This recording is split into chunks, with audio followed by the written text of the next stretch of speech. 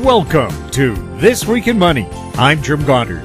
Today, Ross Clark from chartsandmarkets.com runs down the action on the major markets, with some of them recovering almost as much as they have lost over the year. But how long will the good times last? Market historian Bob Hoye gives us his take on what's happening with the virus crisis, the markets, and whether we've ever been through this kind of thing before. Apparently we have, but it was a long time ago. Publisher of the Campbell Real Estate Timing Letter, Robert Campbell, checks in from San Diego and tells us the California real estate market was already giving hints of what's going to happen, and he has some health tips that could really be useful right now. Plus, at the end of the show, we'll have a company showcase update from American Manganese CEO Larry Reaugh. We'll talk to Ross Clark right after this. Media recognition from Bloomberg, Reuters, recycling trade publications. Patented process for 100% recovery of critical metals, including cobalt, lithium, nickel, manganese, aluminum. American Manganese is focused on recycling lithium-ion batteries for electric vehicles. American Manganese trades on the TSX Venture, AMY, the US, AMY.V, and Frankfurt 2AM. For more information, visit AmericanManganeseInc.com or phone me, Larry Reaugh, at 778-574-4444. Welcome to This Week in Money, the source for market opinions. Here is Jim Goddard. My guest is Ross Clark from chartsandmarkets.com, where you'll find insightful market commentary and timely technical analysis. Welcome back to the show. Good to be with you, Jim. Also, by the way, you can find Ross on Twitter at Charts by Ross, and you also have a special offer for us this week. Yes, we're doing half price on the annual subscription for any new subscriber, somebody coming on board. So that's a limited time offer through May the 16th. So 2 weeks from now, you've got a chance to think about that. Log on to the website, chartsandmarkets.com, and it's right there on the front page. Ross, again, a bumpy up and down week on the stock markets. What was behind it? So, you get good news in terms of CODIV, in terms of, do we have a vaccine? Do we have something that can shorten the time that people are in hospital? So you got good news coming along like that. Then you finish off the week with Trump talking about retaliation back against the Chinese. I thought we had given up on the tweets affecting the marketplace. I mean, that was a big part of the action back in February, but it's back with us again. So, here we are. The market's had a 5 or 6 week rally, and some of these indices, did exceptionally well off the bottom. You take a look at, the healthcare ETF, the XLV, new 52-week highs after coming off its sell-off. Things like the NASDAQ 100, so these are your big names. These are the Amazons, the Facebooks, the Googles. That had retraced about 80% of the whole loss and was actually getting to be back up on the year. But by the time you get around to now seeing earnings reports, the ones with good reports, the market's saying not good enough. Tesla's a prime example. Good numbers from Tesla. It had a great pop on Thursday morning, right into what we had as a targeted area, because we'd been doing a correlation model of how the Tesla action in the last 6 to 8 months was the same as Apple in late 1918 through 1919. Similar type of break to the downside. A nice big retracement rally, a Fibonacci 78.6%. So upside target in Tesla met with a big gap opening on Thursday, and has given back over $100 since then. So it's a market of emotions these days, and that's what we prefer to trade off of as much as anything, because it gives you some pretty big opportunities. So, but in the broader indices, like the S&P or the New York Composite, retracements have now been 50 to maybe 65%. off of that March the 23rd low. So they're really getting up into a bit of a stratosphere for a move that's been 5 or 6 weeks long. So with the change in attitude coming to the forefront from Trump, finished off the week pretty darn poorly. And what we want to be looking at here, we had originally thought that after that first break into March, that you could end up seeing a retested low before you might eventually go much higher. So here we are. We've had this big rally. We've yet to see that test of the low. What we want to be looking at over this next couple of weeks is just to see the style of the correction that started in this last 48 hours. Because if it is longer and deeper than we saw into the middle of April, then we've got a real change in character from that buoyant period, that choppy buoyant period on the upside. And if it gives back more than 35 to 40% of the rally off the bottom, then this whole action of the last 3 months clearly looks like it is the sort of the right-hand side of a top, where you've had your initial break, you get that relief rally, and then you start the long, drawn-out move to the downside. So if we give back, say, 40% in this next week or two, that would indicate that this change of character will be in place.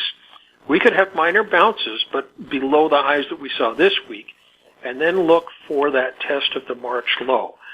That would be, say, indicative to what happened in 2008, what happened in 2001.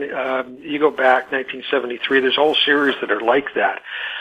The other side of the scenario, the bullish case scenario, would be that if we hold pretty close to where we closed on Friday, if we give back very little beyond this, and then start to step our way back up, that relates to the type of action that we saw in 2003 and in 2009, when central bankers, governments came in and did everything they could in terms of generating liquidity for not only just the markets, but for the economies. And we then stair-stepped our way up just methodically for the next couple of years after that. I seriously doubt that this would have that kind of potential on the upside, but we do really want to see how this next week or 10 days unfolds, because it's going to give us a pretty big clue about what probably unfolds through the summer. Ross, thank you so much for the update. Well, it was a pleasure to be with you, Jim. My guest has been Ross Clark from chartsandmarkets.com. You can also find him on Twitter at Charts by Ross. Coming up, Bob Hoye, next on This Week in Money. Always consult your investment professional before making any investment decision. AMY.V Resources Limited is a gold exploration company with significant projects in British Columbia and the Yukon, trading on the TSX Venture Exchange, symbol ABN, and the OTCQB, symbol ABNAF. Surrounded by world-class gold deposits and mines, AMY.V's 23,000 hectares Forest Kerr Gold Project is located in the heart of the Golden Triangle in northwestern BC. For more information, visit us at AMY.Resources.com. This Week in Money is archived online at talkdigitalnetwork.com. Welcome back. My guest is market historian Bob Hoye. He's the chief investment strategist for chartsandmarkets.com. Welcome back to This Week in Money, Bob. Yeah, Jim, and the money markets have been fascinating, actually. Yes, as a market historian, you are living in the most interesting of times. Oh, yeah, because market got overbought in January, which we noted and said it would go down.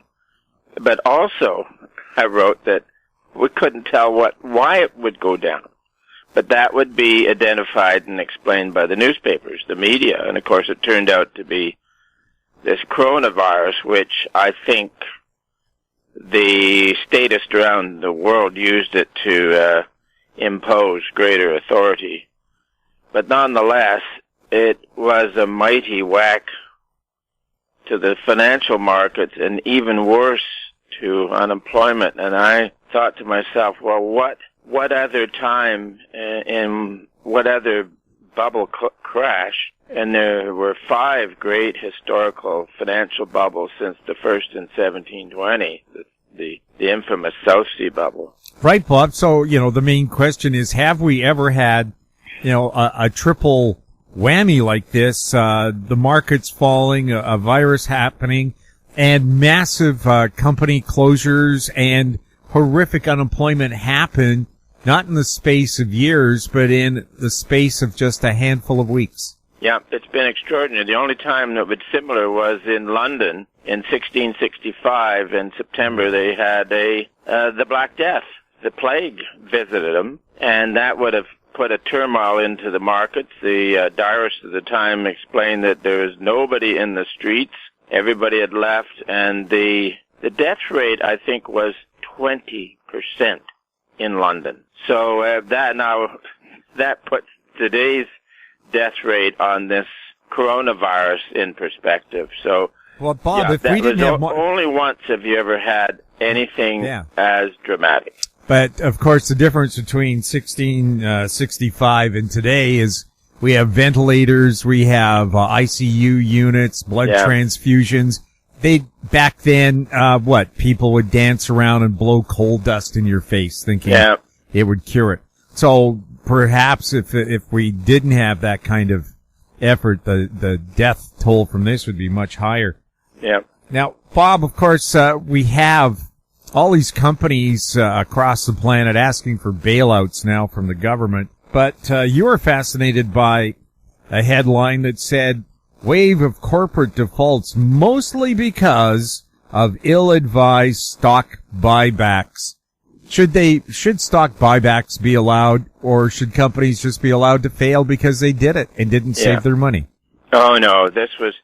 Actually, I had to look it up because corporate buybacks were allowed in 1982, which was the bottom of, in real terms, of a bear market that started in 1968. So then the policymakers were most interested in having a more vibrant stock market, so they allowed buybacks at a dismal bottom, and then, of course, never took it off, not understanding that in a lengthy bull market, people would get reckless with it, and it has been reckless. And as you were pointing out, the airlines blew about $45 billion on buybacks, and now they want to be bailed out to the tune of $45 billion. No, they should go broke. What about, I know one of the excuses is, well, wouldn't that cause all the airlines to lose their employees, and there'd be massive bank failures because the airlines owe so much money, so you have to bail them out? Or did we learn from the last recession that no one is too big to fail? Yeah, well, I don't believe in bailouts orchestrated by the state.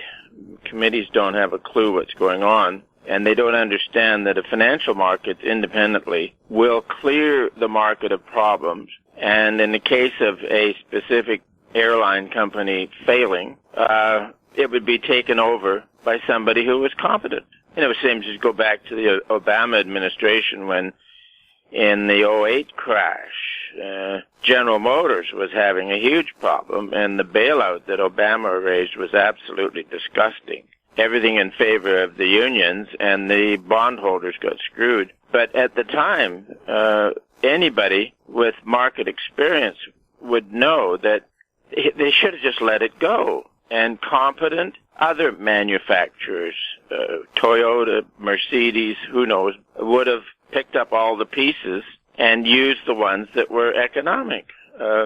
So the state coming in to bail something out, you immediately doubt it. It's more than likely people haven't a clue about the markets coming in and fixing things, and that's always a disaster.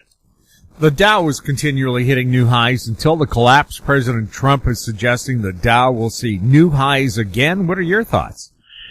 Yeah, we're on a good rally. In early March, we noted that severe credit crises and liquidity crises and forced selling can run for about 2 months, which got us into late in March as a probable low, and I think the low is March 17th. And so there's been a rebound, natural, and it's extending. Maybe it's getting a little overbought now, but oftentimes markets can be favorable into May. But as to the question on the Dow, or I prefer to use the New York Stock Exchange Composite, it's a much broader market, I doubt that we'll see new highs. Various sectors could do it, but let's look at the favorable side, which after mid-year, we'll start looking for seasonal weakness in industrial commodities in the stock markets into late in the year. It'll be a natural. Remember the old one, sell in May and go away. But that May window, it can extend into mid-year or something like that. Who knows? Are there historical examples of stock markets going up and at the same time the economy going down? Oh yeah, that was an old type of business cycle where at the top of a business cycle, the stock market would peak, and then 10 to 12 months later, the economy would peak. So that's why the S&P 500 is in what's called a list of leading indicators. And then also at bottoms, you could have the stock market exhausted and technically bottoming and turning up, and the economy used to continue down for maybe 5 or 6 or 8 months after the stock market bottomed. So yeah, you can have a period when the stock market goes up and the economy suffering, but that's old type of economics, and it used to work. But when you're in a new financial era with financial bubbles, what happens is that on the stock market peaks and then turns down, because the financial speculation is such a huge portion of the overall economy, the economy heads south with it as well. So, yep, I think we got that one answered.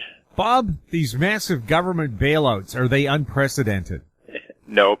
In 1929 crash, the Fed stepped into the marketplace and bought bonds out of the market hugely, and the New York Fed, of course, is the biggest one, and the head of it, Harrison, he exceeded his lending authority by a factor of 6 times.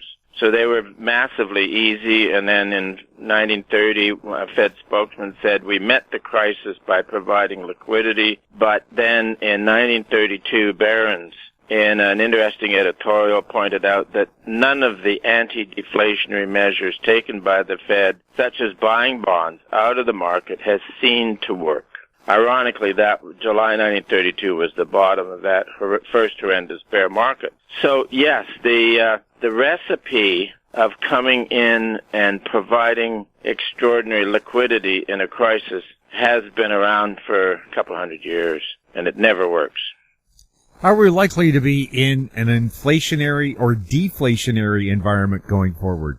Yep, good question. The inflation bulls are all excited about this, the recklessness of the Fed and the amount of issuance they're doing, and it's going to take the dollar down to 0 and gold to 10,000. But nope, not that. The overall deflationary pressures from a credit contraction will push a deflationary environment. And here's the pattern, Jim. Long period of inflation, and you then climaxes with a boom in commodities. The last high in commodities was 2011. Then that crashes and it sets up a financial boom. And then that blows out, and perhaps January was the high, followed by a crash. Do we have a crash? Yes, we have had a crash. And then you go into the long post-bubble contraction, whereby it is essentially deflationary as prices clear the market and get rid of all the excess debt. What are the differences between the dirty 30s and now? Oh yeah, in the marketplace, one of the big differences is that in 1929 and the early 30s, the New York Stock Exchange would trade on a Saturday morning. And the other one is that the quotes were in eighths and 3/8 and quarters and halves and not in decimal. And of course, Jim, I'm being ironical there. There really is no difference other than the stock exchange isn't open on Saturday morning. So it's all the same. The market goes from fear to greed and then greed to fear. And what you want to do is keep track of how it does it and have the technical tools to measure the degree of greed at the peaks. People are predicting we're going into a recession or depression. What constitutes a recession versus a depression? Yeah, that gets into definitions, but for a long period, economists on a recession, which is, the 3 to 4 year business cycle, would say that business conditions are depressed. And it didn't mean hysteria. But then after the great bubble of 1873, that collapse in England was, contraction was quite serious, so that leading economists in England in 1884 began calling that contraction the Great Depression. That was the first time that term appeared, and that Great Depression ran from 1873 to 1895. Typically, every great financial bubble has been followed what I've called a post-bubble contraction that are lengthy in the order of 20 years, and within that, the business cycle, the near-term one, the 3 to 4 year one, comes and goes, and you will have weak recoveries and more serious recessions within that. And at maybe a few years from now, they might get around to calling it another Great Depression. I'll stay with the term another post-bubble contraction. Bob, since the U.S. Fed was invented, how many recessions have there been? Oh, you know that one, Jim. The original promoters of the Fed said that, they knew that if you had a financial crisis, it would be followed by a recession. And so then the idea was the Fed would be lender of last resort and would prevent the crises that preceded recessions, so therefore there would be no recessions. There's been 18 recessions since the Fed opened its doors in 1914, and we're looking at number 19 recession right now. Can the central banks prevent or deal with threatened recessions? Well, it's ironical, Jim, because at the height of the excitement of a bubble, everybody's supremely confident. And that can happen with or without the reckless central banking, but you've gone reckless in central banking because they're promising that there's no risk. They're there to prevent bad things from happening. So everybody from institutions to individuals have acted as if there was no risk. So the idea of a central bank eliminating the concept of risk is a very dangerous concept, because people then don't prepare for risk and the markets get overpriced and overspeculated. Bob, I was hearing a few months ago, people were saying, but it's different this time. The Fed has our backs. This market cannot die. This market can do nothing but continue to climb. Yeah, have we not heard that? Well. Yeah, have we not heard that before every recession? Yeah. What happens, Jim, is that whatever agency exists will keep a bubble going. And in 1873, the U.S. was between central banks. They had what was called the national banking system or the treasury system, and the New York Herald newspaper editorialized that nothing could go wrong. And the reason was that the U.S. did not have a central bank. They had the treasury system, which could, not being on gold, could issue any amount of credit. And then in 1929, boom, John Moody of Moody's, in a lengthy essay in the Atlantic, pointed out that the old, dreadful national system was no longer around, and it had been replaced by a new and scientific Federal Reserve System. Nothing could go wrong. And this is what happens at the peak of any bubble, is that people, spokesmen, will say nothing can go wrong.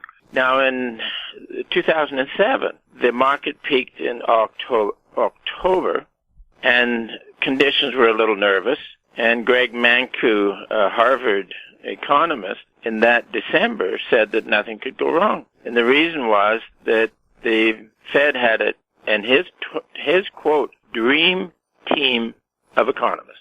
And that, ironically, was the height of the economy. So the stock market peaked in September. The economy peaked in December. So it was that tight spread between the stock peaking and things crashing.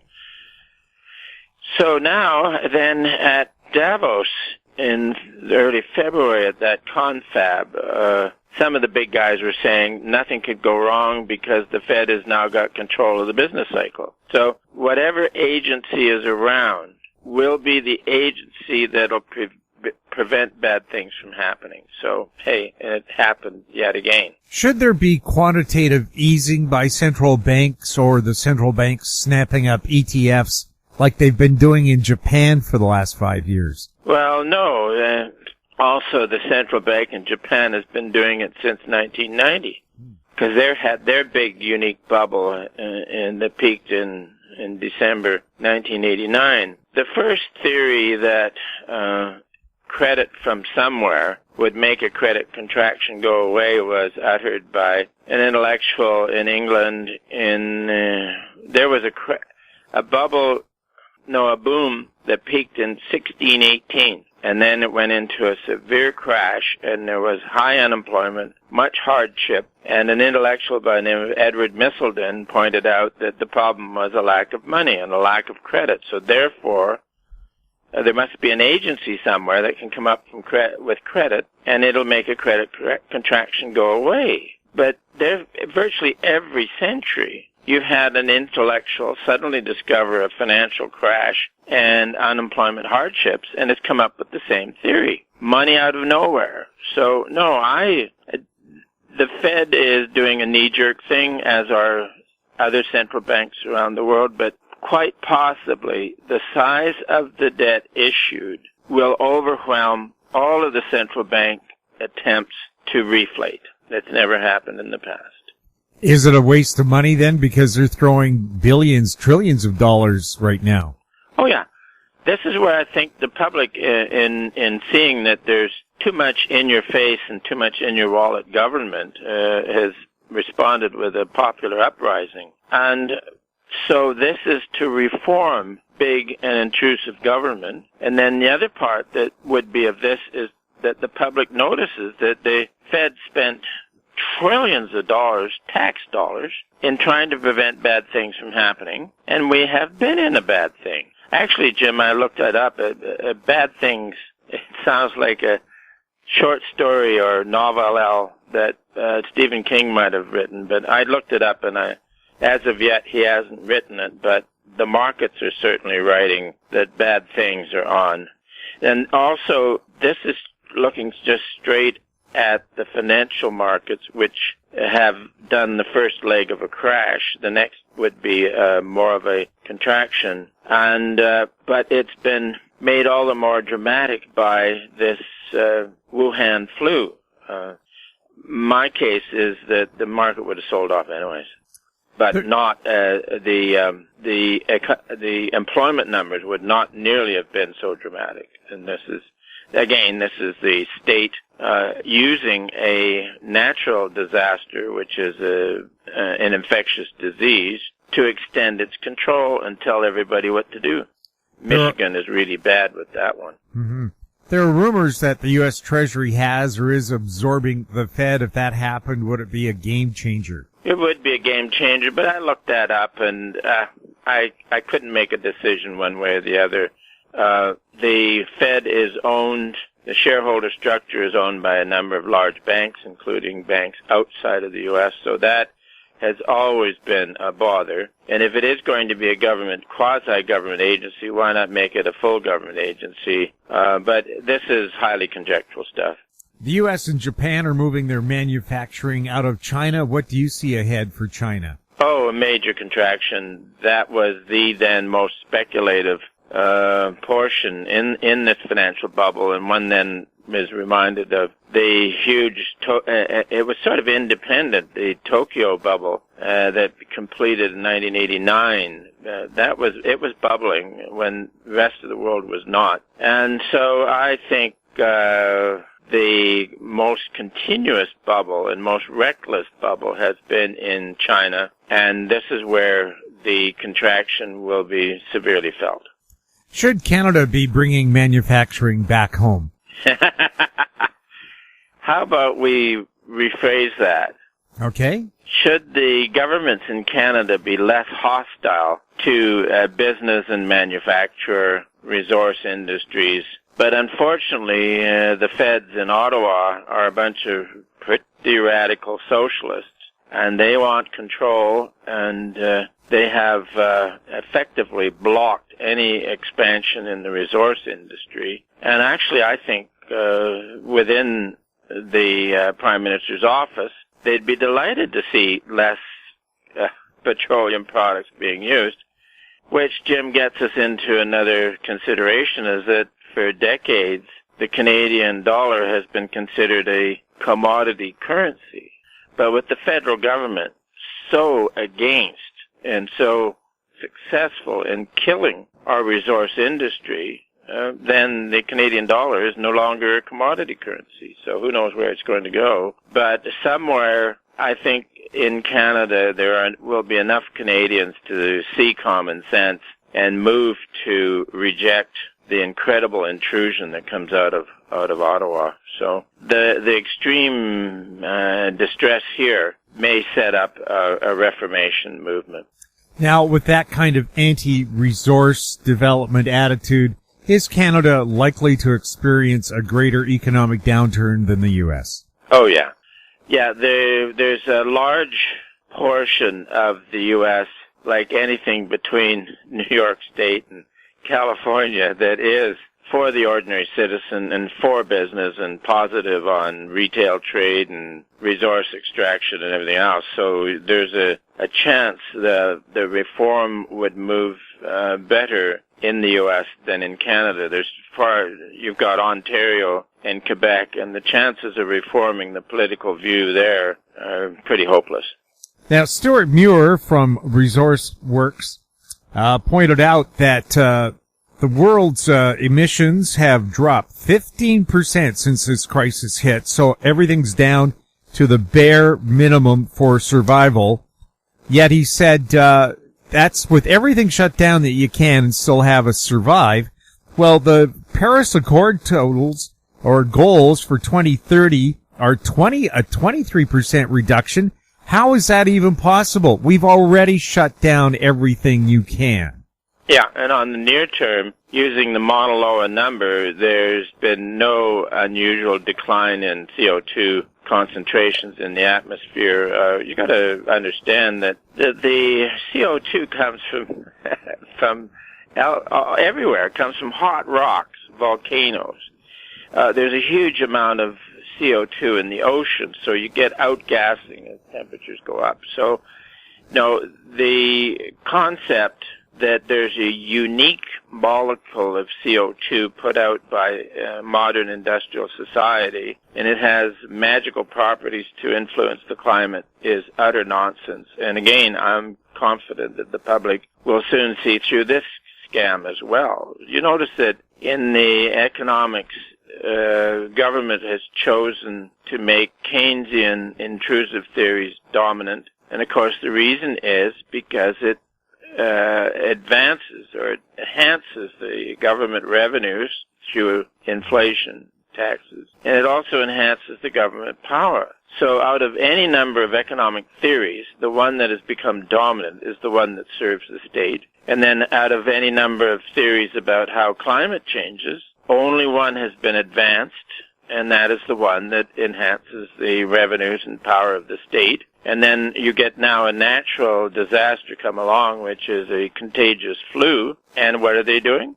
They're using it to enhance the power and revenues of the state. And of course, you see these experts that are with WHO or the two that are advising Trump. And since early January, they've been all over the map with estimates. And so it's the same thing. They're using computer models to spread hysteria in the health side. They're using computer models to spread hysteria on the climate side. And then they use computer models to explain they can prevent bad things from happening in the economy. So the public's going to be watching and seeing three massive failures: climate nonsense, the nonsense of being able to manage the economy, and the nonsense of saying that everybody stays home will make for a healthy society. Forget about it. Well, of course, we know from ice core samples the Earth naturally has cycles of about 10,000 years of warm and 100,000 years of ice age. We're very fortunate to be in the warm period, I think. Yeah, it's been, the last ice age ended it was at its worst about 20,000 years ago. And then, ice was further south than Chicago. And then it started to warm up. The climate started to warm up and the ice started to melt. Sea levels rose, first of all, slowly as the ice sheets were leaving the continents. And then when the ice was largely gone from the continents, the sea levels rose very quickly. But now here you had an anomaly here that not that many people are aware of, is that you had at our era of mankind and interglacial has been called the Holocene geological period, and it reached its warmest about 8,000 years ago. And it's been cooling ever since, with some ups and downs, and you had the Minoan optimum 1,000 years ago, and then you had it was more than that, sorry. Then you had the Roman warming in the early 200s, and then you had the medieval warming, which was generally from about 1000 AD to 1300. Then you went into the Little Ice Age, and which got its coldest in the 1685, that slot. And it's been warming since. But of late, and of course you know I'm a geophysicist and climate change is one of the subjects, but there is a cyclical change going on where we're into a declining solar activity, which forever has been associated with cooling, and also with the declining solar activity, it allows more cosmic rays to come through. That then precipitates more clouds, so you get more precip and more cooling from that. Then the other thing, Jim, is that there are some physicists point out that the increasing cosmic rays coming through do force an increase in volcanic activity.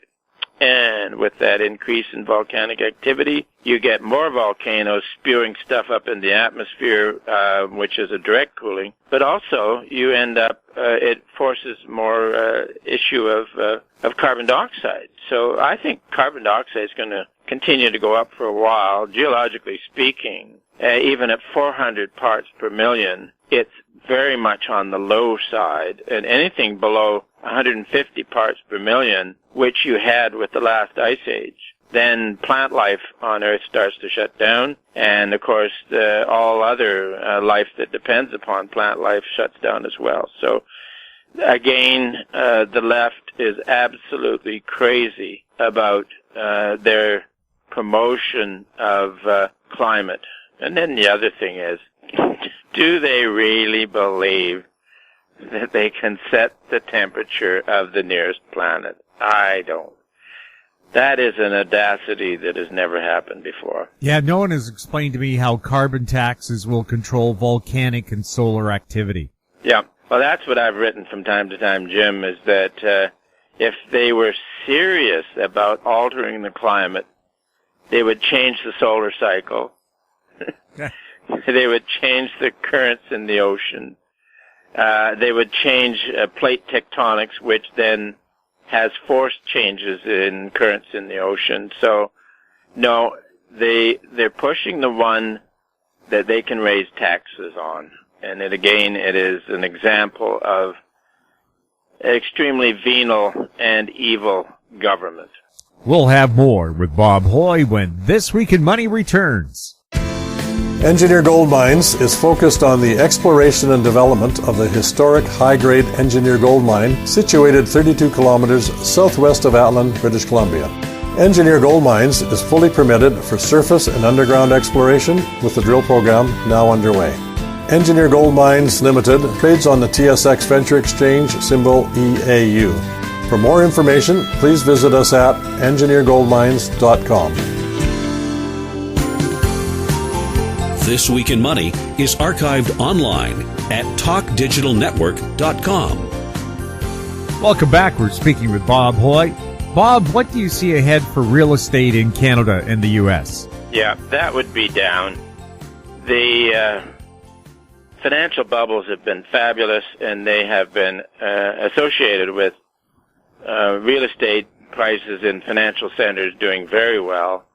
And in the past, you've had, with the contraction, real estate prices go down.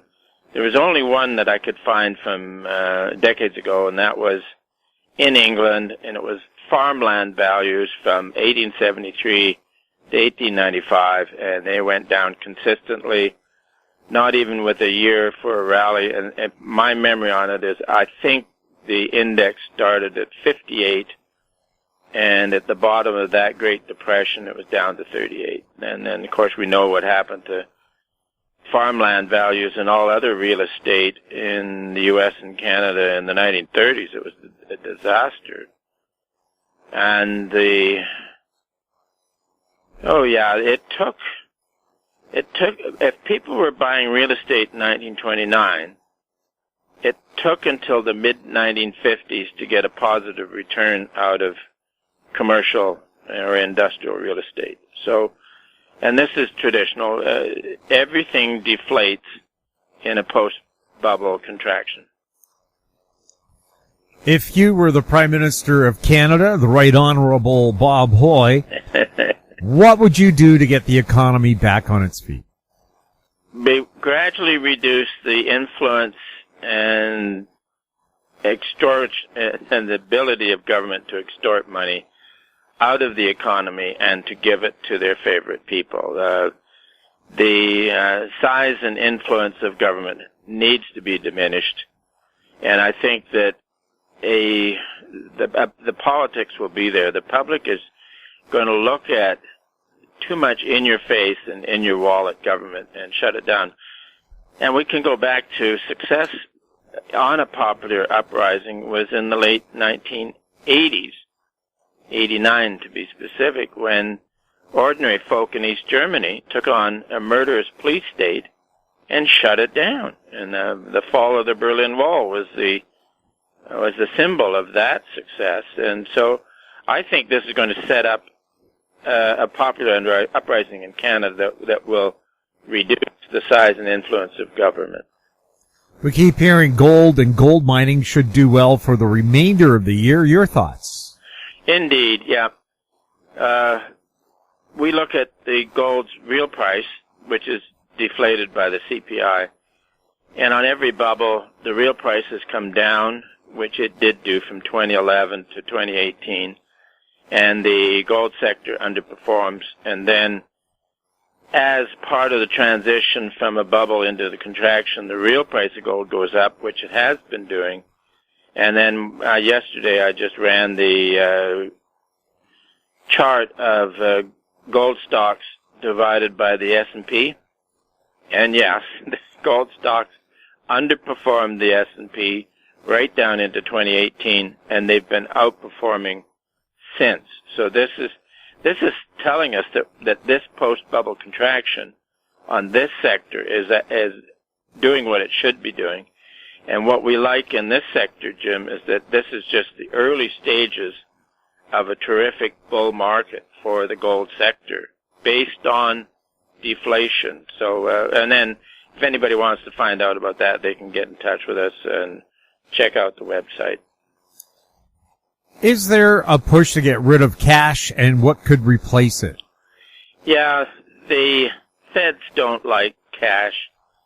It's an item of freedom, and they're against it. But the public will decide what is money, and I think you're going to end up, the public realizes that most of the abuses have been funded through currency depreciation, and they will realize that a gold convertibility is the best way to have a money system, and I believe that we will go there. So, how rare is the volatility we've seen in the crude oil market? You've never had a commodity go to minus anything, let alone, I think it did reach minus 40. it was the outgoing commodity or outgoing contract, and there was no place to store crude. Also, there's a possibility that insiders at the commodity clearing exchanges may have been fooling around. So it was extraordinary, unprecedented. But the main thing is that crude oil has been coming down. Our forecast in December, January was that crude could, I think it was 55 then, crude could decline to 27 on annual averages. So how can you calculate in the problem with a contract where it goes minus when you're figuring out annual averages? So if crude's trading at 20 and I'm calling for 27 on annual averages, does that make me a bull? I don't know. But the crude real price, adjusted for inflation, is likely to stay weak during the post-bubble contraction. What do you see ahead for crude? Bear market. Do you have any idea how low the prices will go?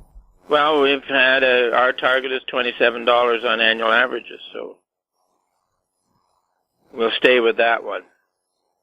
It may get lower for a while, as it has done, but who knows where we get by the end of the year. But the main thing is that after August, we can start looking for crude to head down, no matter what it trades at in between, because you often have that seasonal low in January, February for crude. So, generalizing, it looks like people that agree with the climate change narrative are also the ones who want to continue the lockdowns. Are these people victims of fear? The guys who are running it are using fear to control society. And I think once we get past it, there will be some investigations going on. But no, it's the same. It's the same tout that they're using in climate. They rig up computer models to give the hysteria and fear that they need to control people, and I think the public will eventually see through it. Justin Trudeau's pushing for stronger gun control. Historically, what happens when governments have taken people's guns away? That's what they say about Nazi Germany. The first thing they did was take our guns away. Yeah, Canada is more relaxed about guns than the U.S., but I agree with the U.S. Second Amendment, whereby individuals, as well as within a militia, are entitled to hold guns and use them. And when you read about the Founding Fathers, Federalists, you know that that was intended that in dire times when governments go absolutely renegade, then the individual armed is there to prevent that, and it is a massive prevention from the extension of government. And unfortunately in Canada we don't have the equivalent of a Second Amendment, but we should. And I am not a gun owner, but I do support the concept that when governments eventually go radical enough, you really have to protect yourself. And so having an armed citizenry is a wonderful threat to those within government who become overly ambitious. So, yeah, as I said, in Nazi Germany, the first thing they did was to take away everybody's guns. Do you think this coronavirus panic will spawn new innovations?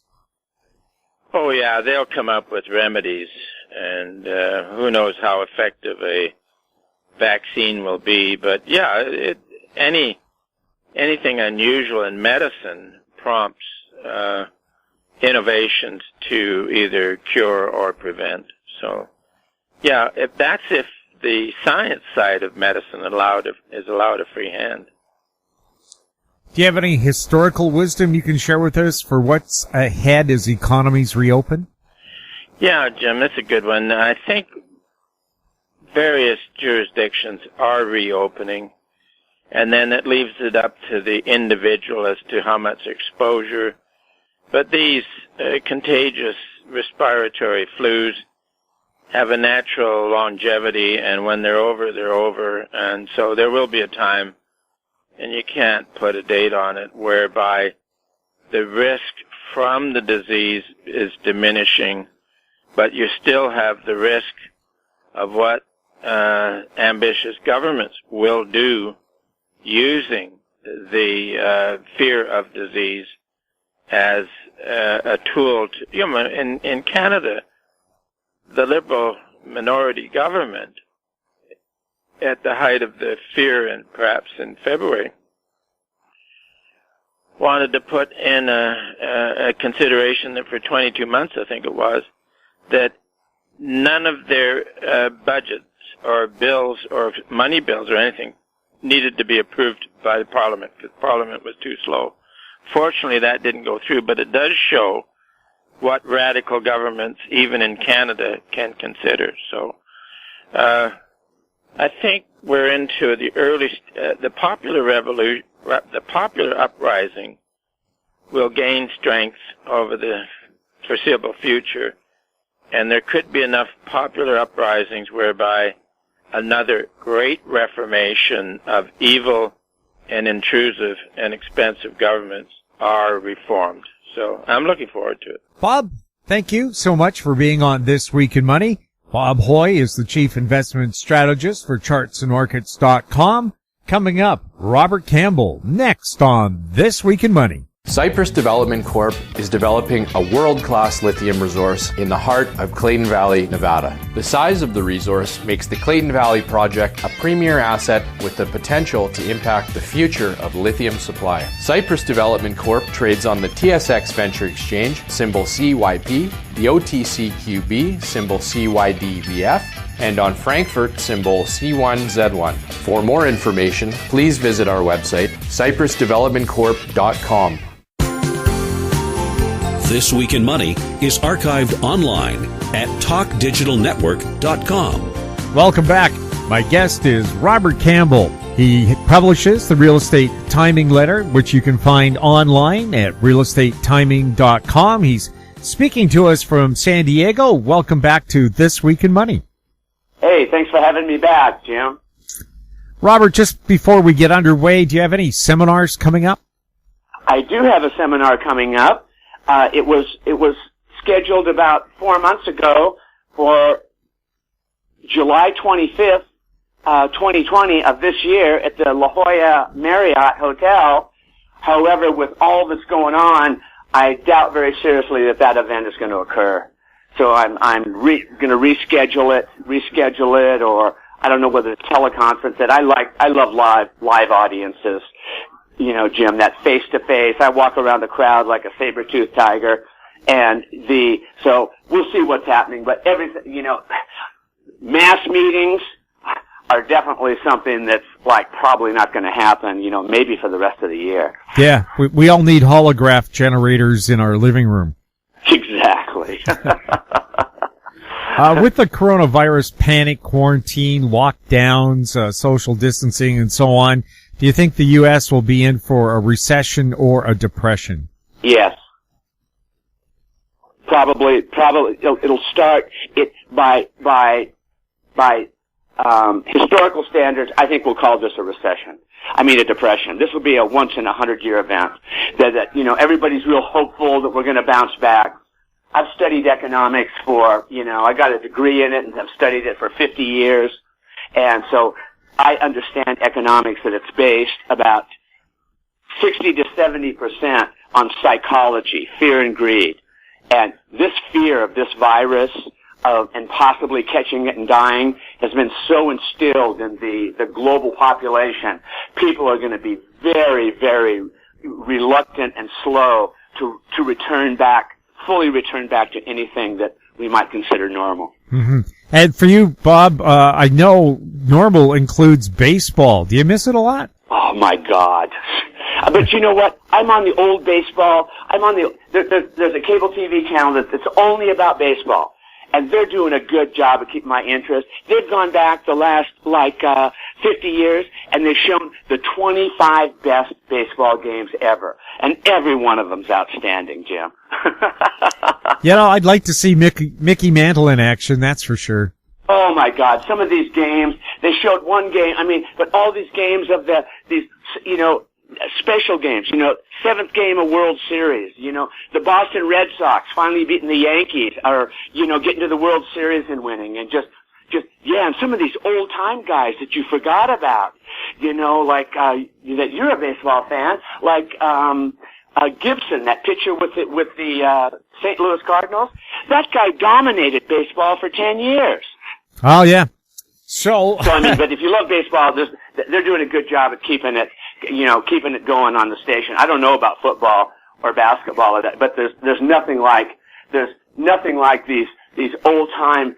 watching these old time Hall of Famers play, because there's a lot of good baseball players. Sure. And in Vancouver's economy, the Vancouver Canucks are number one. And when they're in the playoffs, the local bars and restaurants pull in, $7-8 million a night. I bet. That's the number one sport in Canada, hockey, right? Absolutely. Absolutely. But when the Raptors were going for, the World Championship, every bar in Canada was packed. Wow. Because we'd never seen a team with a chance to win the NBA title, and there they were. So, hey, look, NBA, and with respect to hockey, all the good players, at least 50% of the good hockey players in the National Hockey League are Canucks. That's where they all come from. Yeah, you'll find the team that wins the Stanley Cup usually has a large roster of Canadians, because we grew up with it. If you're from Europe, winning a Stanley Cup isn't what you dreamed of since you were 4 years old. That's great. Anyway, so getting back to our jobs, Bob. Yeah. Are we likely to see inflation in some areas and deflation in other areas?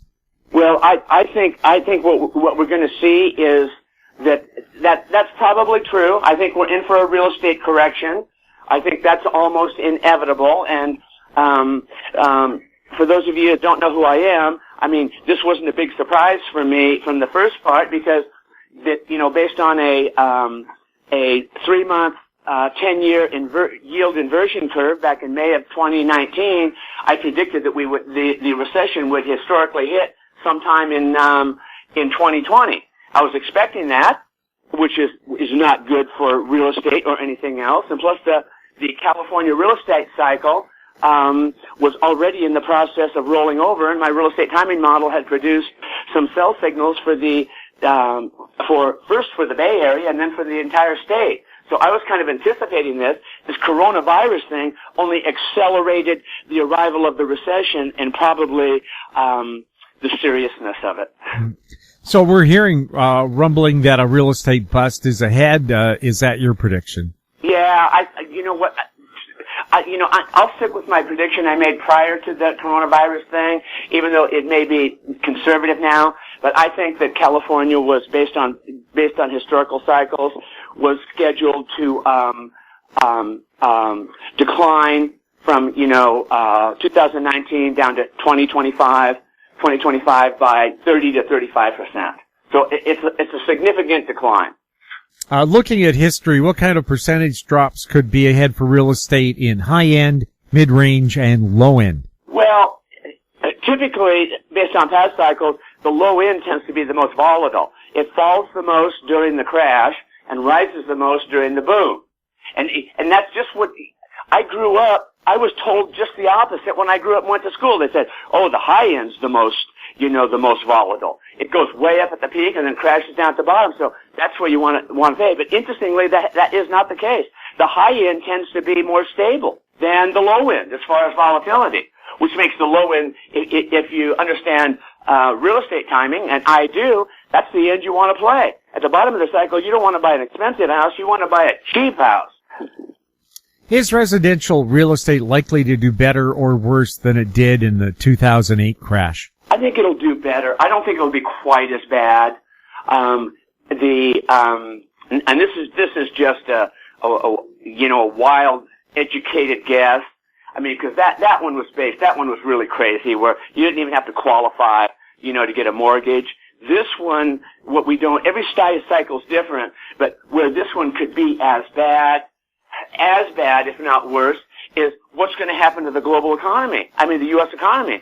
And I think the U.S. economy, based on what I know, I think we're going to be the next 2 or 3 years operating at about 80% of the old normal.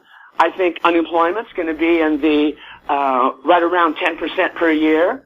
Rents are coming down. The incomes are going to come down, and I think it's going to be a real nasty downturn. Due to the economic dislocation of this panic, are banks likely to be more conservative in their lending, especially mortgage lending? Oh, absolutely. Absolutely. They're already tightening up. As a veteran of, as I tell people, I was born on a building site, and I'll be 73 years old in a couple of days. I know the cycles. It's easy to get money during the good times, and can sometimes be nearly impossible to get it during the bad times. They tighten up, a lot. And right now is where they're tightening up the most is in the jumbo loans, the big jumbo markets, like 500,000 or 600 or 700,000, whatever those markets are, that apply to the expensive states like California, because Fannie Freddie won't buy those loans, Jim. And all these mortgage brokers, hey, they want to produce a loan that they can immediately flip to Fannie and Freddie, get all their money back, and make their fees and start again. You can't do that. You've got to be a portfolio lender with those jumbo loans now. So the availability of them has dried up. Could we see a growing delta between the Fed rate and mortgage rates going forward? Yes, we could, and I expect that. I mean, does that typically happen? No. But what this downturn, if you study history, almost anything can happen at any time. And that's what I think is going to happen, is that mortgage rates are going to rise, are going to start rising, and maybe not significantly, but the Fed funds rate won't. You know why? Because people are going to, unless the Fed just buys all this stuff up, lenders are going to want more protection, against the risk of an asset falling in value. What do you see ahead for California real estate? I think the statewide is going to fall 30 to 35%. I think it's going to hit a market cycle bottom in 2025, 2026, and that's not a wild guess. That's based on, studying the past to determine the future. And I go back and I can study California real estate cycles going back 50 years. And most of the downturns, in fact, 2 out of the 2 last downturns have lasted 6 years. One downturn started in 1990, ended in 1996. The last downturn started in 2006, ended in 2012. This one started in 2019, and this will end probably around 2025, 6 years later. At some point, do you see California real estate being a good deal? Yeah, in 2026.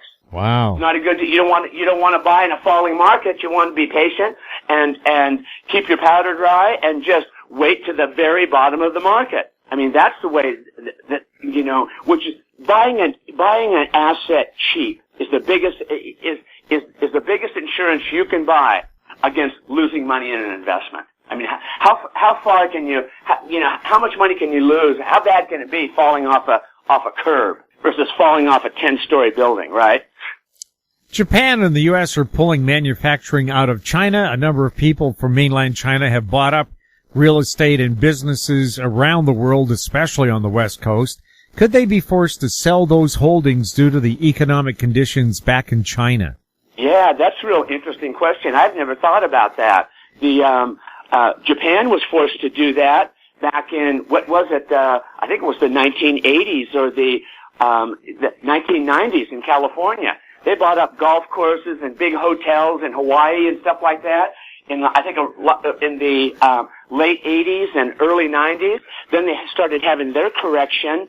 That was the peak of their market, the peak of their economy for the last 30 years, let's call it. And they lost all those properties they bought that were extremely expensive, and well located. They lost them all to foreclosure. They tried to pull the money back, and we were in downturns here. So they invested very poorly, but they had to sell those things in order just to raise any kind of capital they could to survive. And we were in downturns during those periods of time, and they suffered big losses because they way overpaid. I don't know if you remember Japan back in the 80s. Everybody was wondering if they were going to take over the world, Jim. That's right. There was that song by the Monks, I'm Turning Japanese. Right. I mean, I know we go back a long ways, which most people don't, but that was the thing. The Japanese was such a powerful economic force at that time that everybody came to the conclusion they were unstoppable. That wasn't the case, was it? So far, the stock market has put in a V bottom. President Trump is very bullish on America as the country reopens. What do you see ahead for the U.S. stock markets? What I see ahead for the U.S. stock market is this. We haven't seen the bottom. The U.S. stock market is still below the 200-day moving average, which is almost a very strong indicator I use to determine the direction of the primary trend.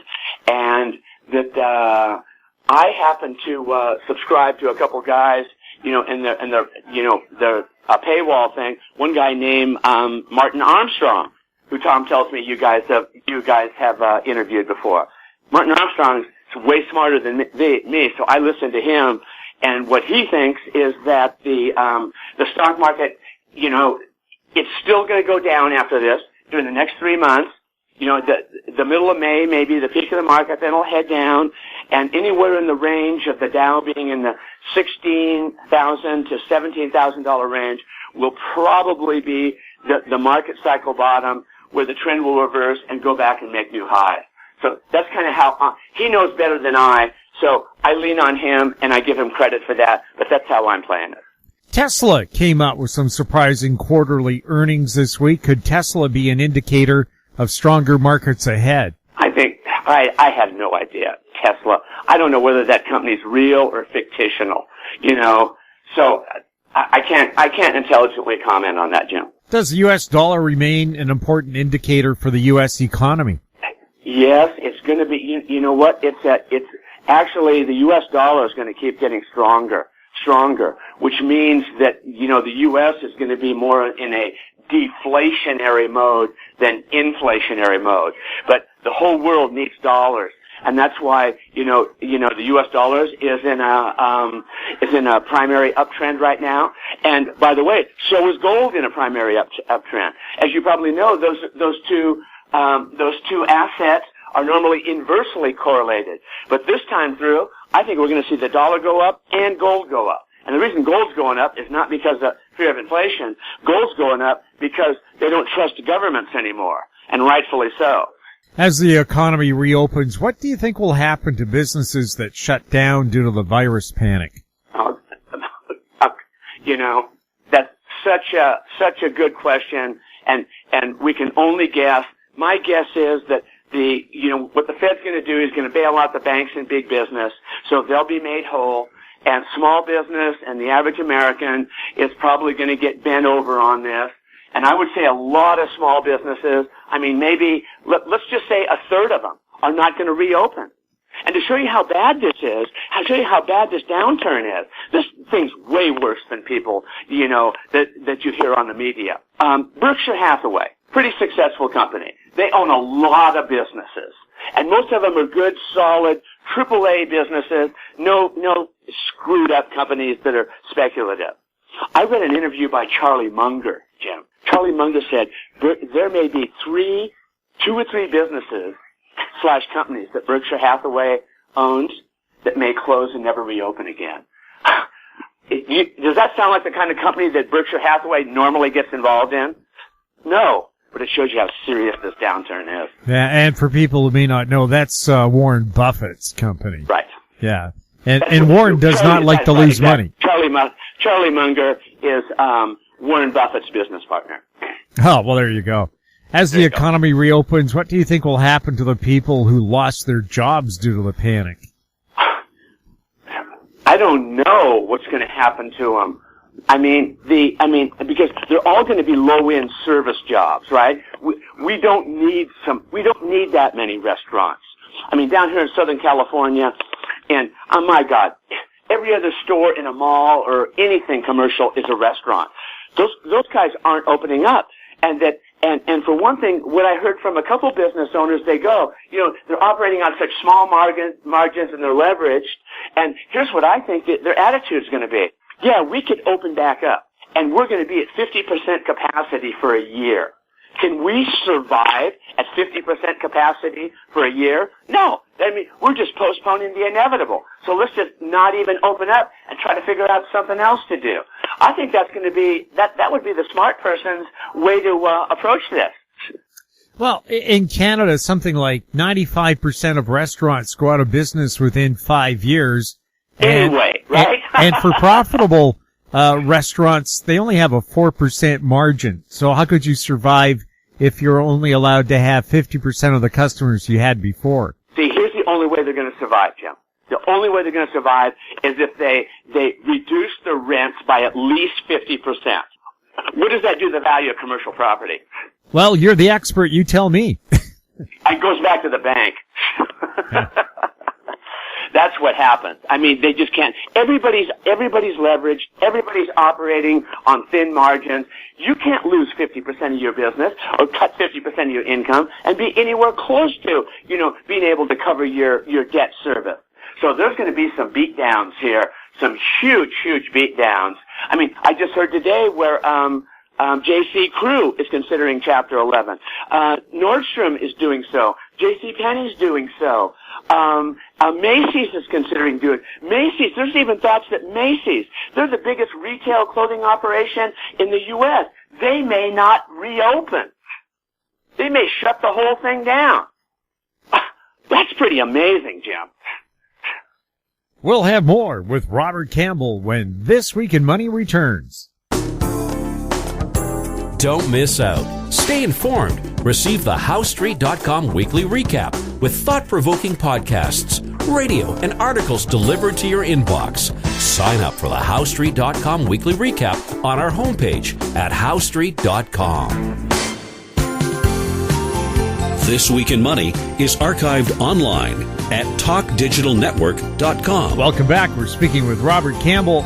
Bob, do you think the bailout monies from the government will be successful in stabilizing the economy? No. I think it's going to save the big boys from calamity. But what that money can't do is it can't create demand. And you know what? This fear is so strong, and people have been out of jobs for so long and have no money. They're not going to get back to normal. Not going to get back to normal at all for a long time. And what's happening here in California? Let me just tell you what I know about the Bay Area.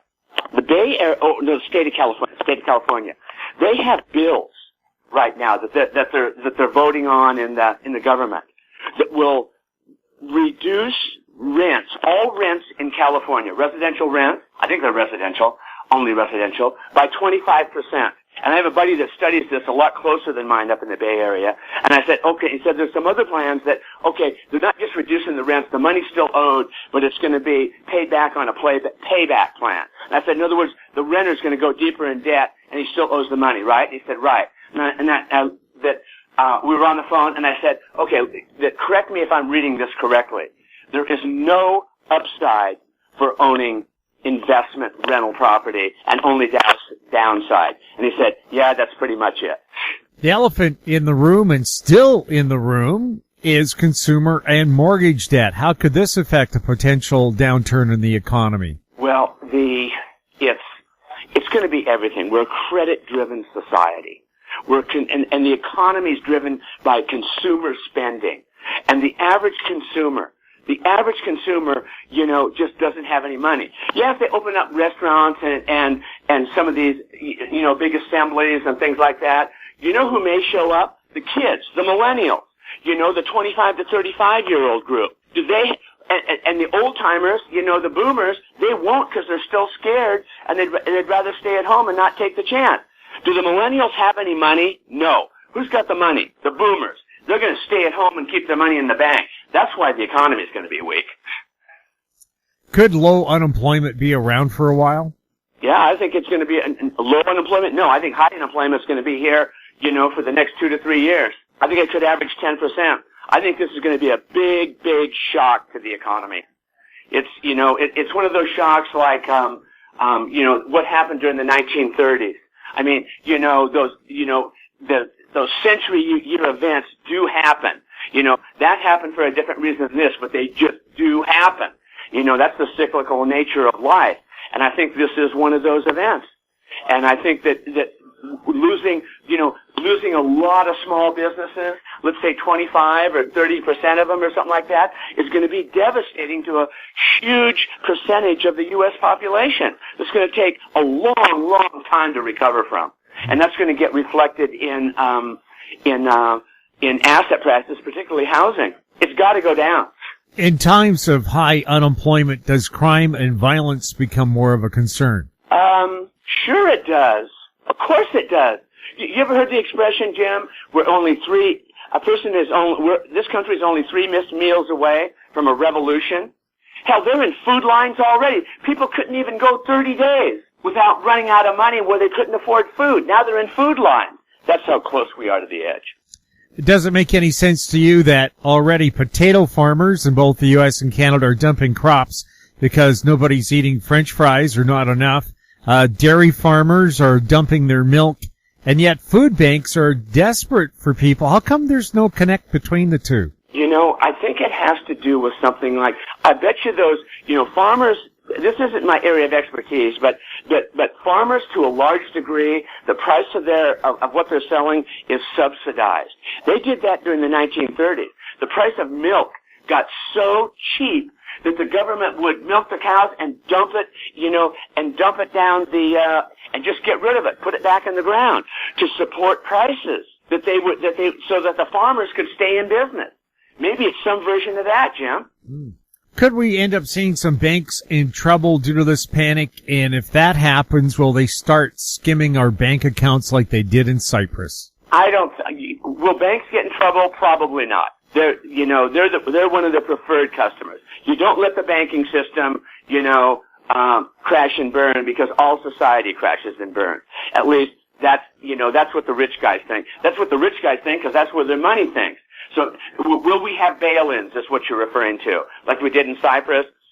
We may, but I think it's going to be, I don't think it'll be via bail-ins. I don't think we'll do what Europe has proposed to do, even though that the U.S., I think, has given the banks the authority to do that. I think it's much more likely to be high taxes. Hey, I just read, what city in the United States was really, Nashville, Tennessee. They have a bill proposed right now to raise property taxes by 32% in order to cover government expenses. How do you think that's going to go, Jim? Well, I was told Nashville was told by the economy is on a slide. Right. Incomes are going down, property values are going down, and property taxes are going up. You're going to sell your house in Nashville and move someplace else.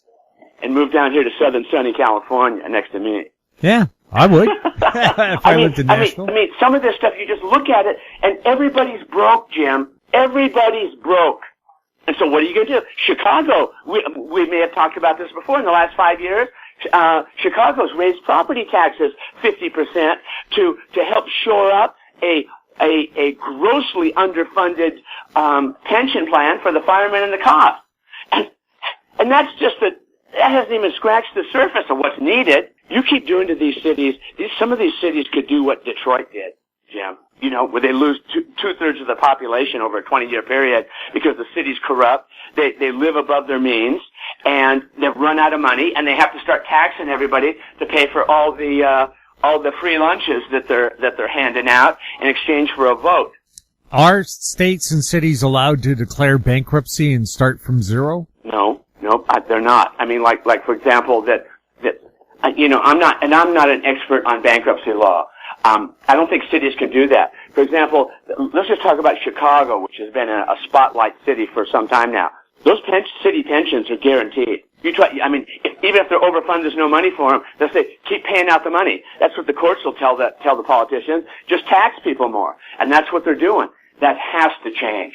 I mean, how that is resolved. And that's one of the things that Mitch McConnell is coming up there saying now. He said, why should the United States, bail out, California, Illinois, and New York who've been the worst violators of controlling, the budget situation, said, why should somebody in Arizona, bail out Chicago? That's not fair. Let them go bankrupt. So that's the way I believe. But, that's, wow, what a fight that's going to be. We'll see how this all rolls out. Mm-hmm. Should this economic environment be good for gold and silver?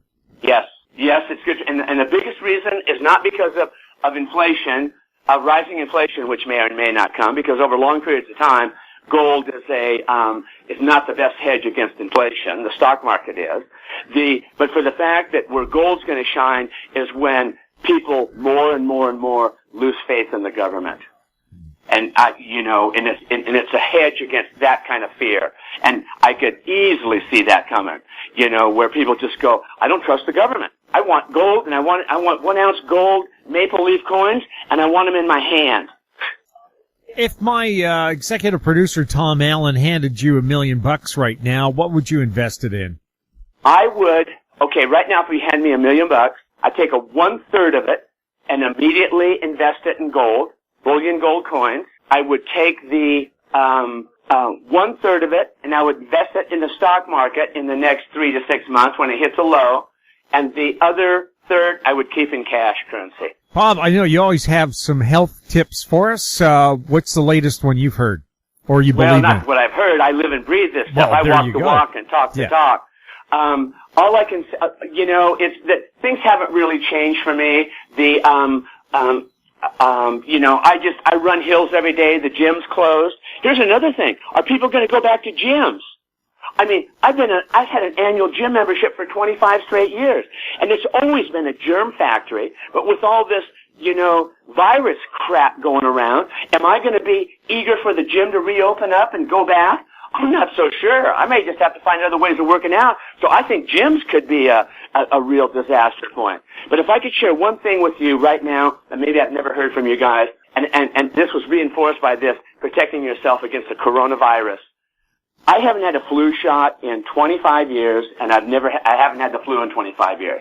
What explains that? One, I have a high immune system because I work out and stay lean. Is number one. But also, I take 50 milligrams of zinc every day. It's so cheap. And from personal experience, zinc, everybody, will help you avoid getting colds and the flu. And when you do get them, it'll speed up the recovery time by almost, by an amazing percentage. And, interestingly, that I'm not into this medical stuff, all these stuff. I can't believe any. I don't know what to believe with this coronavirus stuff, but this one of these treatments that they have, this hydrochloric oxide or whatever the heck it is, one of the ingredients to that treatment, as along with taking that thing, was to take zinc. And I went, see, I told you zinc's important. And it's so cheap, everybody. And just take 50 milligrams of zinc every day. You'll thank me. And I'm not a pill guy. I only take 4 different pills a day. Fish oil, zinc, and I think B12 or something like that. All the rest of it is like voodoo stuff. But zinc does work, Jim. Do you have any investment wisdom you can share with us? Yeah. What this downturn is going to show you is that people that have lived well within their means are going to have an opportunity to buy assets at a cheap price that most people never get the opportunity to buy. Get the opportunity. My dad grew up during the 1930s as a kid. He was a builder-developer for 55 years in Southern California and never went broke. That could be a world record, too. That 1930s experience changed my dad in ways that he never became reckless with his money. He always told me, don't buy anything that you can't write a check for other than real estate. And I'll tell you, he lived real conservatively, and he taught me that. And so I've always lived well within my means. Since I was for my first buck, I would say every buck I make, I've always saved 20% of it. And the people that know me would swear by that. They go, oh yeah. They go, Bob lives well within his means. Bob's never, everybody else is running around in Porsches, and he's got a 10-year-old Ford Explorer he's run around it because he'd rather have the 50 grand in the bank. But stuff like that. But that's what it means, everybody. Save your money. You have to save your money. You have to be responsible with your money because even though that a recession and a real estate downturn was anticipated, you didn't know that this coronavirus thing was going to hit. And that's why I'm giving a speech at a club, telephonically, I guess now, because I'm not going to go in front of the crowd, but I'm calling it the perfect storm. 1, California real estate was poised to turn down. That's a fact. 2, a recession was coming. That's a fact. Now this coronavirus thing, number 3, hit. That's the perfect economic storm, Jim. And it's going to be disastrous. Warren Buffett likes to say, when the tide goes out, you can see who's swimming without a bathing suit. That's what's going to happen. And unfortunately, a lot of people couldn't even go 30 days without a paycheck before they're having to stand in a food line. That's not very responsible, Jim. Robert, how can people find out more about your newsletter and your book? They can go to my website, realestatetiming.com, realestatetiming.com. 3 easy words, no dots or dashes. You can buy my book. I wrote my book in 2002. I have the 5th edition update. From my website, it never was sold in Barnes & Noble or on Amazon. A little bit on Amazon for a while, but I've sold almost 32,000 copies of it since then. Self-published, that kind of thing. So it's a really good book. Shows you how I market time real estate markets. I tell you everything I know. Or you can subscribe to my timing letter and do that uses the formula in the book to follow like 25 major cities in the United States. Bob, thank you so much for being on This Week in Money. Thank you for inviting me again. Hope you invite me back soon. Bye. My guest has been Robert Campbell, publisher of the Campbell Real Estate Timing Letter. He was speaking to us from San Diego. Check out his website, realestatetiming.com. And that wraps up our show for this week. We'd like to thank our guests, Ross Clark, Bob Hoye, and Robert Campbell. And thank you for listening. If you have any questions for the show, you can send them to info@housestreet.com. Now stand by for a company showcase update from American Manganese CEO and President Larry Reaugh. I'm Jim Goddard. We'll be back next week with more This Week in Money. Comments made on This Week in Money are an expression of opinion only and should not be construed in any manner whatsoever as recommendations to buy or sell any financial instrument at any time. Archived online at talkdigitalnetwork.com. This Week in Money is a production of House Street Media Incorporated. Executive producer is Tom Allen. Welcome to Company Showcase, an advertising feature on HouseStreet.com. I'm Jim Goddard. My guest is Larry Reaugh, CEO and President of American Manganese. Welcome back to the show, Larry. Jim, looks like a great Friday out there. A little bit of rain, but mostly sun. And, of course, Vancouver had almost record dry April, so a May shower now and then wouldn't hurt us. Larry, did American Manganese have a news release this week? Yes, actually, we had a news release today. We were talking about the plant. That's the next big step for the company as a single project, and we've talked about our conceptual commercial recycling plant and what it's going to cost. And I think people have been waiting for this. There's a drawing that was included with it that is interesting, and it shows that the company is still striving ahead to do things even during this coronavirus pandemic. And so we're still moving ahead. Interestingly, when you look at our press release, you'll see at the very last line, we talk about particle distribution and size. And we're finding out things from battery manufacturers that are part of their own secret sauce. And, so we have got to change the final product that comes out of that. We'll be doing work on that in the very near future. It'll take some specialized equipment that has to be ordered, but we'll be on top of that, and that was great news for us, especially if we're going to be taking and doing deals with the battery companies, whereby we license a process to them, and they can work it on their plant. And we want to have all the answers for them before they do that. So this is another big plus for the company. It goes to show that the company is always moving ahead on its process. Every time you think you've got it to the point where you've got the best out of it, there's something else that comes along that doesn't interfere with the purity or the recoveries, but the final product has to be a little bit different. So that's exciting for the company. We've got a lot of attachments. There's more and more news out on in the market, especially from the U.S. on funding critical metals, and so I've attached a considerable amount of attachments this time, and one that I attached is just a rerun of our MOU with Voltabox, and that was done by the Waste Management, and so that is included. Let's have a look here. There's another headline out there. The electric vehicle revolution is finally hitting the U.S. Army. This is for trucks and all kinds of different utilities that they use, tanks, whatever, and gets away from having to move in diesel fuel to remote outposts. Power provided by nuclear energy would be one way of going, but the other one is the electric vehicle batteries.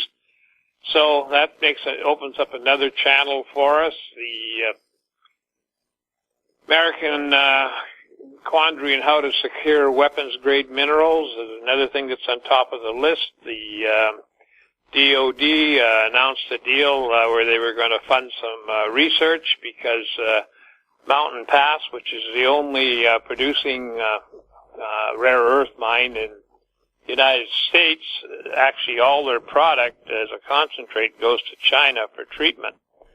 And not only that, but a Chinese company holds about 11% of the company, and the DOE is saying we can't do a deal with them. So I don't know how that's going to work out. But again, they're moving ahead to get independent on critical metals. And I've also included the economic standard, which is the Red Swan by our advisor, Daniel McGordy, and it's a very interesting read, and I think that everybody should take a look at that. Dan's talking about, we did have warnings about things like the coronavirus, and we did not pay heed to it, and now we're going to pay the piper, and so that is one of the important attachments that I've made. And Senator Ted Cruz is talking about development of domestic rare earth supply chain to get rid of reliance on China. And that there, of course, is another very interesting read. And just the one I'm going to spend a little bit of time on, is the battery recycling facility in Endicott, which is a South Korean effort. They have one in South Korea, and there's opposition to it because it's an incinerator, and that's not a solution to recycling batteries. Not only causes releases poisonous gases into the air, and people are starting to line up and boycott that particular thing. They have their license, and they've passed their standards to take it into production, but the occupants of the area, the citizens, the interested shareholders are trying to blockade that, and the government is saying no, you've already issued those. But the reason I bring that up is that there's not many, if any, aside from our process, that will deal with the 100% of the material that's sent to you without using heat and without introducing or putting anything back into the environment. So that's really important. Again, I can't relate strong enough that our patents are our lifeblood, and that's what's going to carry the day for us. So, yeah, it's been an interesting week. We get a lot of calls in here. It seems like we're busier than we've ever been. And again, that's from all over the world. So we get the word out there. We've done a good job of doing that. And the world ends up coming to us.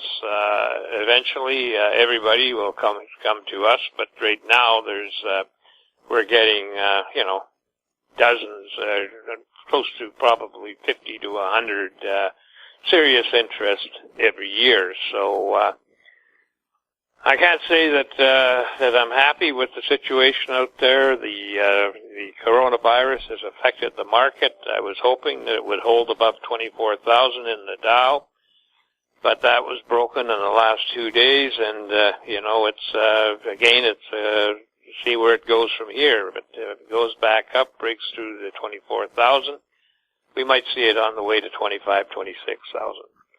And that's what I'm hoping for. It makes everybody's job easier if the markets are with you. And we'd like to have our market with us. We put out this great release this morning, and yet the stock, it didn't go anywhere. It was just clobbered with a lot of paper. And I don't like to say it, but a lot of that's predatory paper, and they're rearranging their positions, month end here. So, again, we put out every release we put out should have been a market gainer for the company, but we're held down, but that won't last forever. And we got some interesting situations arising that we can talk about next week. Larry, for people new to American Manganese, what's the company all about? American Manganese is a critical metal company that developed a process for treating manganese, low-grade manganese in the U.S. We'll be hearing more about that because low grades are the only thing that would give the U.S. a domestic supply. The price of electrolytic manganese metal is not high enough now for us to go it alone. But, for example, if the U.S. wanted to complement or get independent supply of manganese, they would have to, somehow assist us in getting the processing the Tillery Peak stuff. So, I'm looking forward to that if it ever happens. But I can't see where it wouldn't. Remember, you can't make steel without manganese, and if you can't make steel, the world stops. And if you just stop and look around you, you see steel everywhere in your life. And so it's not just for military aspects; it's for domestic aspects. It's part of your automobile you drive in, and it's a big part of the infrastructure. So we've got to move ahead. I think the U.S. is starting to realize that they've got some resources on hand, and it's best that they develop and assist companies in developing them to get rid of that dependency on China, because it's obvious to the world now that depending on China is very, very extremely risky. Now, just to tell you a little bit more about the company, we trade on the Toronto Venture Exchange under the symbol AMY. We trade in the U.S. under the symbol AMYZF. We trade in Frankfurt under the symbol 2AM. You can look at our website. You can do a complete due diligence on that website at AmericanManganeseInc.com. You can contact me at ReaugH at AMYMN.com, and you can phone us if you so desire at 778-574-4444. Larry, thank you so much for the update. Thank you. I've been speaking with Larry Reaugh, CEO and President of American Manganese. I'm Jim Goddard. Our conversation took place on May 1st. Comments made on Company Showcase are an expression of opinion only and should not be construed in any manner whatsoever as recommendations to buy or sell any financial instrument at any time. archived online at HowStreet.com. Company Showcase is a production of How Street Media Incorporated.